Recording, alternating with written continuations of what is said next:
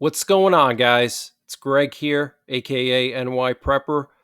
It is Saturday, July 27th, 2024, and I have an emergency alert to share with you guys.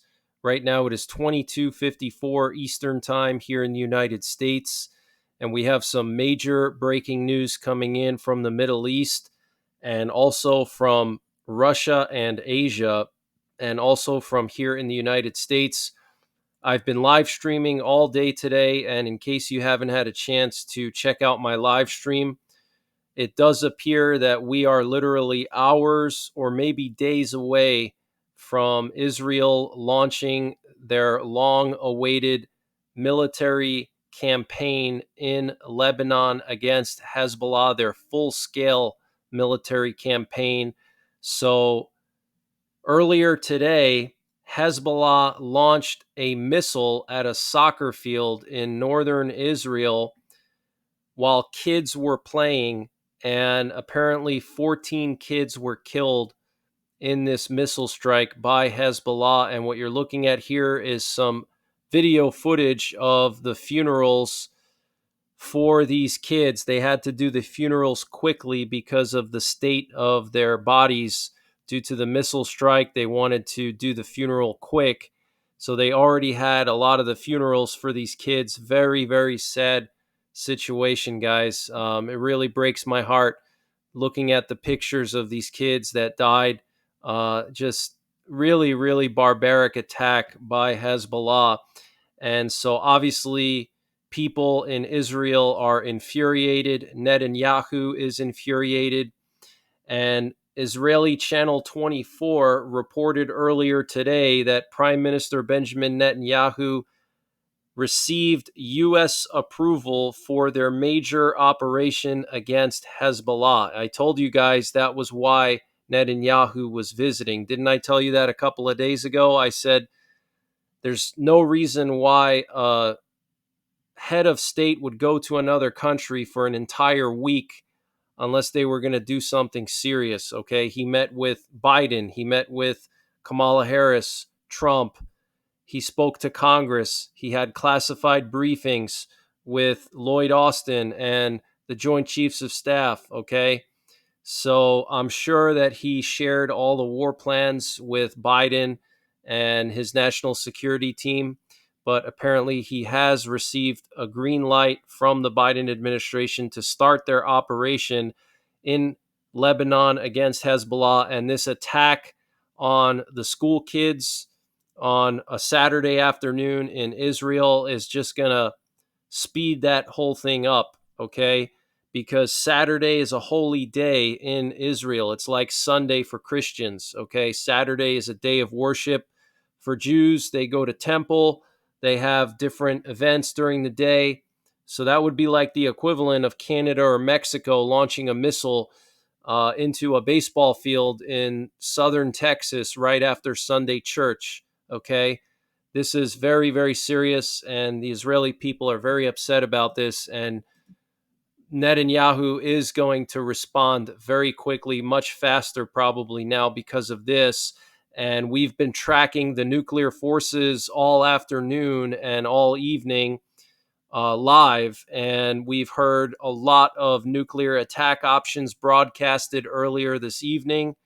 And also, we've been hearing bombers that have been communicating with other airplanes, specifically a nuclear war command and control plane with the call sign Vext 12 and a B 52 with the call sign Red River, are apparently on their way overseas, potentially to Israel right now. Okay. And I've been tracking them in real time on my stream. But if this does kick off tomorrow or the next day or whenever it kicks off, I will be going live 24/7. Okay. But Prime Minister Benjamin Netanyahu apparently had a conversation with Sheikh Wafak Tarif, and he told the Sheikh that Israel will not overlook this murderous attack. Hezbollah will pay a very heavy price for it, one that it has not paid so far. Okay, and there were already some strikes tonight. They did hit a couple of targets. We don't know the extent of the damage or casualties just yet, but I don't think it's the main event. And what you're looking at here is a map of all the GPS jamming that's going on. And you can see over Lebanon, there's been a ton of GPS jamming. Over the last couple of days, we've been seeing a lot of U.S. reconnaissance assets off the coast of Lebanon. So that's clearly a sign that the U.S. and Israel are preparing to do something. And the defense minister of Israel, Yoav Gallant, said earlier today, "We will strike the enemy hard." And the government of Lebanon condemned the attack on civilians in northern Israel by Hezbollah and called for an immediate ceasefire, which is not going to happen.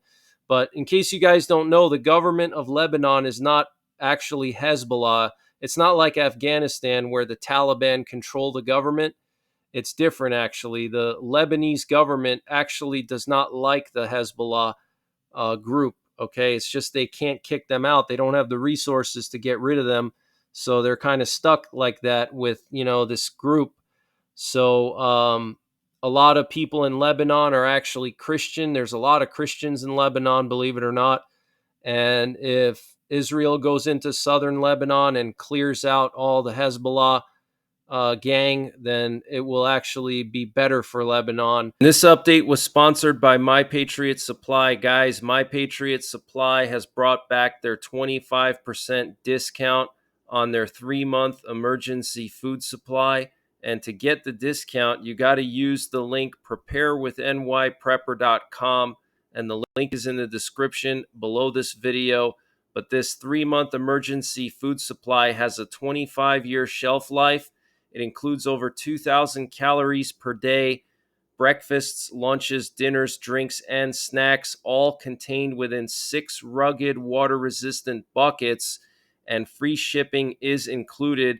So use the link preparewithnyprepper.com to get $200 off or 25% off of the My Patriot Supply 3-month emergency food supply. The link is in the description below this video. Free shipping is included. They also have a general store where they sell all kinds of prepping and survival products, and they're always running various discounts.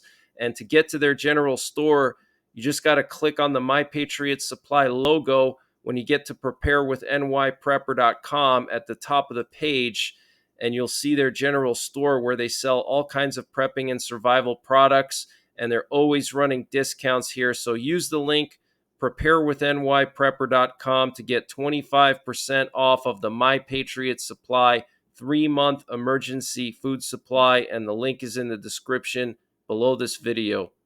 And Lebanon will be more prosperous as a result. Israel also intercepted a Hezbollah drone off of their northwestern coast last night that was attempting to strike one of their most important gas platforms in the Mediterranean Sea, the Karish gas platform, which is a strategic gas platform for Israel. So Hezbollah really striking Israel in a different way, doing a broad daylight missile attack on a soccer field with kids, and then going after one of their most important gas platforms. Okay, so really escalating their force. And there was another attack on a U.S. base in eastern Syria last night and today. So that's the third day in a row, 3 attacks in a row against one of our bases in eastern Syria. And apparently U.S. and British fighter jets already conducted retaliatory strikes on the Iran-backed militias that were responsible for these attacks on the U.S. base. The USS Teddy Roosevelt aircraft carrier and 3 Arleigh Burke-class destroyers with Carrier Strike Group 9 are currently operating in the central Persian Gulf off the coast of Iran, and that puts them in the perfect position to assist Israel with operations over Lebanon, Jordan, Syria, Iraq, and Iran. Now, these 3 Arleigh Burke-class destroyers are Aegis destroyers, okay? The Aegis missile defense system is mounted on these warships. You can think of the Aegis system as like a Patriot missile battery that's mounted on a warship and basically on steroids. Okay, so like a Patriot missile battery on steroids mounted on warships. So they can move these warships anywhere and shoot down ballistic missiles, even ICBMs if they're close enough. So I think the positioning of the Teddy Roosevelt and the Arleigh Burke class destroyers is strategic because they're right in the middle of Iran and Israel. Okay, so from the Persian Gulf, they can shoot down pretty much anything that Iran would try to launch towards Israel in retaliation for Israel starting their operation against Lebanon. Okay, so this is a huge sign that something is about to go down. The president of Argentina, Javier Milei, commented on the massacre in northern Israel, saying that the Argentine government supports Israel and the steps it must take to defend itself. The actions prove without a doubt who is on the bad side. And we also have some breaking news coming in from Romania. So what you're looking at here is a picture coming from the town of Brasov, and apparently an unknown object crashed in the forest near Brasov earlier this evening, right after a Russian drone attack on Ukraine again. Okay, so 2 days ago, Romania engaged Russian drones with anti-air guns that were heading towards their territory. We don't know if they shot any of them down, but I showed you guys the video footage. I personally believe they might have shot down one or two. That's why they found wreckage of them in a forest in Romania. They might have hit one and then it crashed in the forest, but they just don't want to say that they were shooting at it because they don't want to escalate the situation. But that's historic, guys. And the mainstream media is not covering that, but this would be the first time that NATO has ever engaged a Russian projectile or, missile, whatever.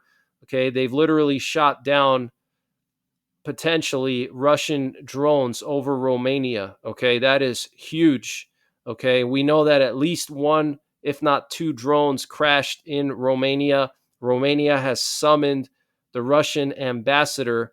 Okay, so this is very, very serious, guys. This is a very, very serious situation. And Ukraine hit strategic and nuclear bomber bases in Russia with drones last night. They hit the Engels, Olenia, and Diaghilev air bases, and they also hit the Ryazan oil refinery.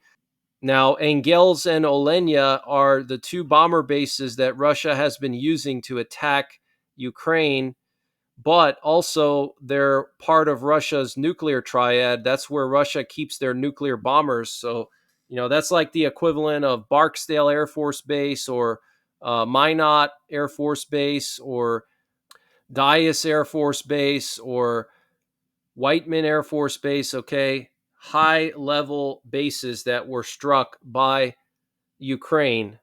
So that is huge. And also, one of Russia's largest gas production facilities blew up at around 3 a.m. local time last night.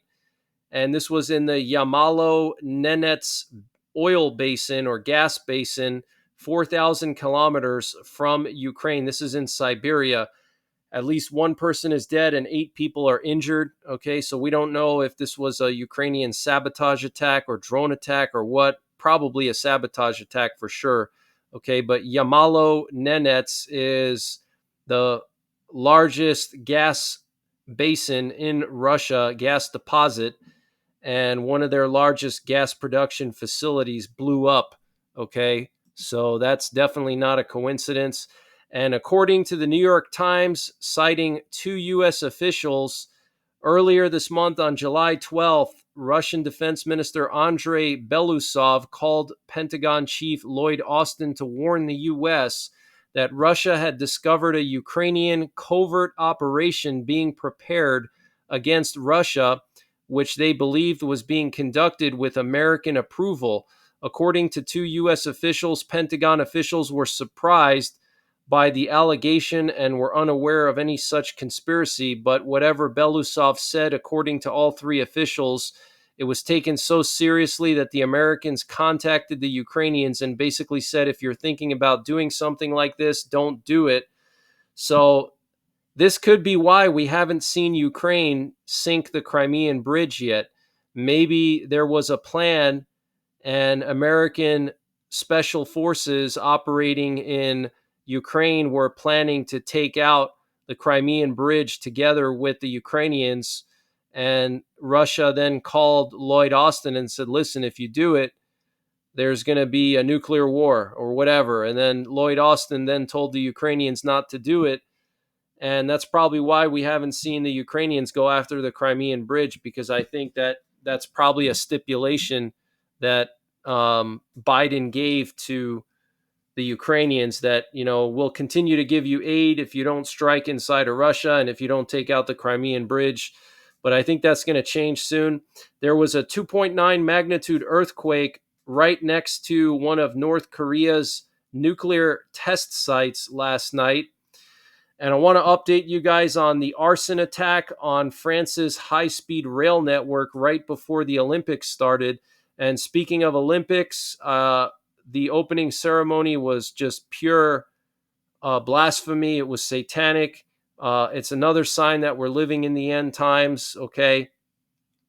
You don't need to be a genius to figure that out. You don't need to be a Bible scholar to figure that out. It's pretty clear, okay? They were mocking the Last Supper.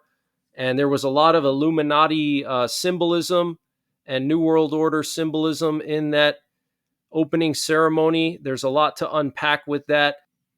And also there was a widespread power outage tonight in France. It happened around midnight local time in Paris. The Eiffel Tower apparently lost power, and there were multiple parts of Paris that lost power.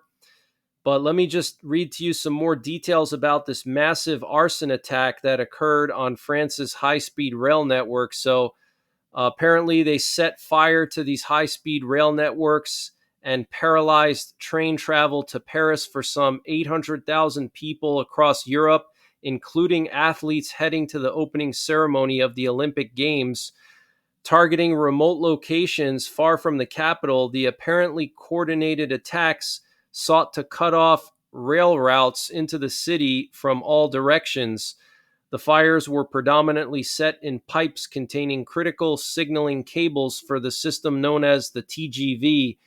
There were no reports of injuries. Paris Mayor Anne Hidalgo said the damage would not affect the ceremony in which 7,000 Olympic athletes were due to sail down the Seine past iconic Parisian monuments like Notre Dame Cathedral, the Louvre Museum, and the Musée d'Orsay. Fires were reported before dawn near the tracks on 3 separate lines, causing widespread disruptions. Another arson attempt in the south, in Vergigny, was thwarted by rail agents who scared off several suspects. Prime Minister Gabriel Attal said intelligence services were mobilized to find the arsonists, whose attacks he described as premeditated and calculated. The evidence indicates a desire to seriously harm the French people, said the CEO of National Railway Company SNCF, Jean-Pierre Ferrandou, who estimated the number of customers affected at 800,000, guys, nearly 1 million customers not able to travel. That is insane. The places were especially chosen to have the most serious impact since each fire cut off 2 lines. So they burned both sides of the tracks, both directions. The rail company said in a statement Friday evening that it would ensure transport for all Olympic delegations without elaborating. It stepped up ground and air surveillance, including with 50 drones.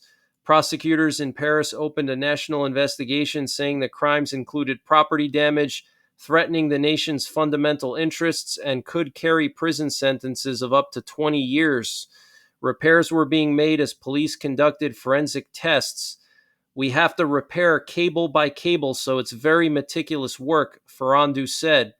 French Transport Minister Patrice Vergret said train traffic began to resume in the afternoon. Rail officials said they expected most trains to be working again Saturday, with possible delays. Some disruptions were likely to continue into Sunday. And we have some very concerning information coming out of Pittsburgh. A CDC lab exploded in Pittsburgh. One person was injured in a small explosion of hazardous waste material Friday at the CDC facility in South Park Township, Allegheny County.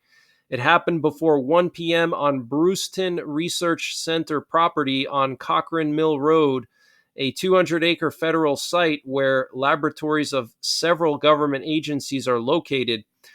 The CDC told Pittsburgh's Action News 4 there was a small explosion at the CDC Pittsburgh facility. An outside vendor involved in loading hazardous waste material into a truck was injured and was taken to an area hospital by ambulance.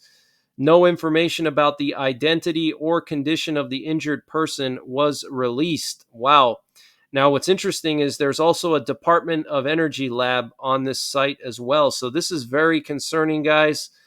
And the Chinese military is continuing to conduct exercises that involve the transfer of troops and military equipment with ferries and civilian cargo ships. Okay, so here we have video footage of the Chinese military loading up civilian ferries and cargo ships with military equipment. Okay, trucks, artillery, tanks, as you can see here, armored vehicles. You know why they're doing this?